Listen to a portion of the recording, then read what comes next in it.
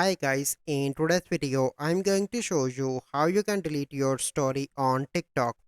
So first step you need to do is to open Play Store and search for the TikTok, and here you can see TikTok. So first step you need to update your TikTok application. Once you done that, you simply need to go back and you need to open the TikTok app. So once you open, you simply need to click on profile in the right bottom. And once you are here you can see your story. So here it is my story. So how I can delete it? So you simply need to click on that and swipe up from bottom, and here you can see the delete option. You simply need to click on that and delete the story. And the second method is you simply need to click on this icon, and here you can see delete option. Click on that and click on delete.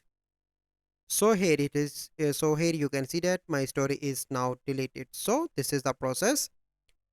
I hope you find this video helpful. If you find this video helpful, must like this video, subscribe to our YouTube channel for future videos. We'll see you in the next video. Thank you. Have a good day.